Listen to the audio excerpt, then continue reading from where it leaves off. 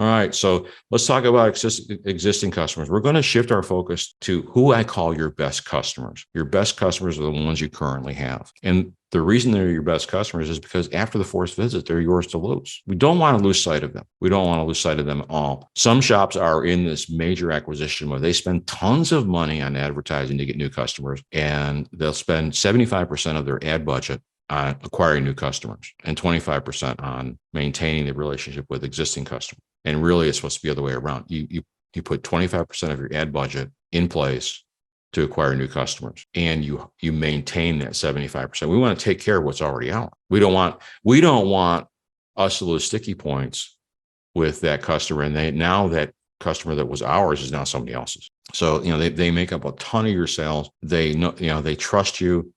And more than anything is I want to encourage you, please don't take them for granted. So a couple of questions is, when they showed up at your shop, were you pleasant? And I call present. Were you smile? Were you in the moment, or were you distracted?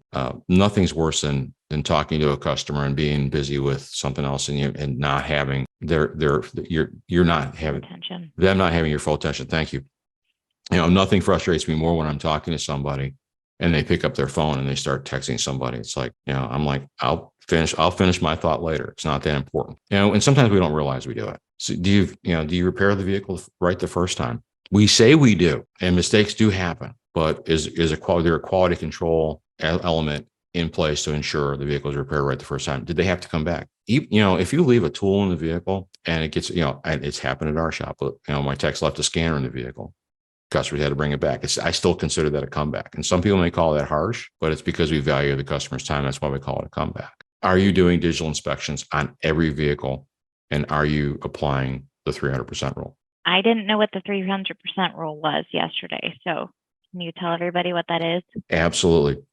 The 300% rule is very simple. You inspect 100% of the vehicles that come into your shop, and you inspect 100% of that vehicle. That's the first 100%. The second 100% is you estimate, as an advisor, you estimate everything the technicians found, and you rate it on a level of severity as far as repairs. The third 100% is you present everything, that the second 100% of what was found and estimated, to the customer, and allow them to make the decision. There should be no have-tos. You're merely a counselor when it comes to repairs.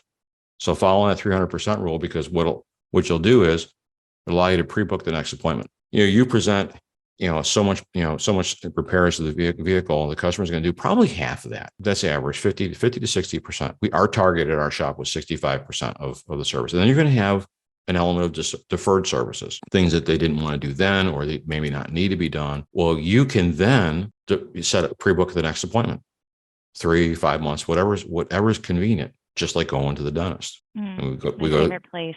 Yeah, I know. No one likes to go to the dentist, just like no one likes to come for car repair. But it's a necessity. It right? is. It's right. a necessity. Yeah. But making it as frictionless and easy as possible will enable us to make that visit a lot less challenging for the customer.